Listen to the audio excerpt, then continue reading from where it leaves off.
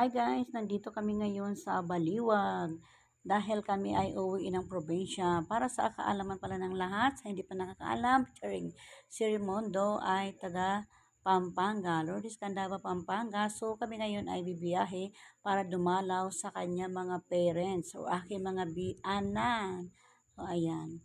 At medyo mahirap pa rin pala talagang sumakay guys. Ayan, napansin nyo ay ang haba pa ng pila.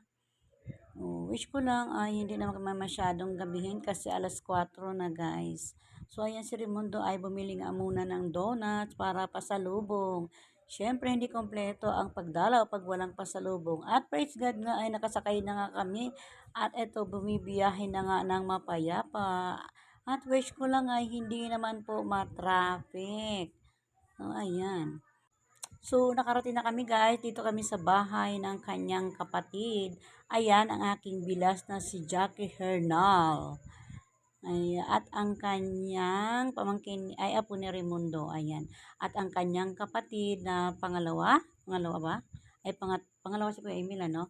Ayan. Ito po yung kanilang bahay ng kanyang kapatid. Ay, hindi kalayuan sa bahay niyang kanyang mga magulang. Ayan na ang pinakamaganda kong bilas na si Jackie. Marami siyang sinasabi dyan.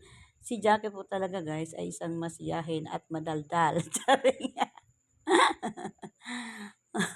Mana pagkakwela. So ayan. Nagsasalita pala siya dyan kaso nag-voice over ako. At kinagabihan nga guys dahil may peryahan sa kanila dahil malapit na ang fiesta. So ayan, kami ay nag-iriya muna. Ayan naman guys ay ang katuwaan lang. Hindi naman siya talagang sugal. So ayan ang aking dalawang bilas ay kami ay mulian nagbanding dito sa peryahan. Nakakatuwa naman talaga guys na magpirya, di ba? Parang bumalik ang ating kabataan, ang memories. Kaso ang napansin ko dito guys, kasi nung maliliit pa yung mga anak ay umuwi kami dito, ay ano siya, napakadaming tao tuwing perya as in. Pero ngayon ang kokonti lang. So ayan, nalibang pa rin kami sa pagpiperya. Hagis-hagis lang naman dyan guys ng coins. Then, pag nakashoot ka, ay magkakaroon ka ng chichirya, mags, o baliktaya, ganon. Or doble sa kung alin yung depende kung saan magsushoot yung iyong ano. Pero aming target dyan guys ay makakuha kami ng plato o kaya mugs. Ayan. Parang, yan, naka 50 yata kami dyan na inubos at hindi talaga kami tumama. Ang hirap naman talaga makashoot guys dahil napakaliit lang ng square. Pero at least masaya at muli kami nagkabanding na magbibilas. Ayan.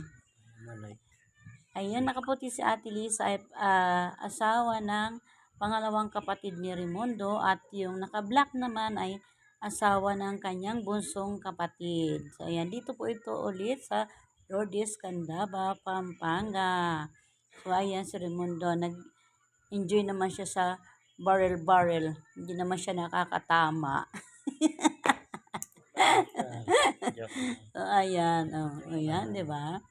Yan. Ang sarap kasi mag-bar. At sumunod nga, ang last namin na laro ay bingo.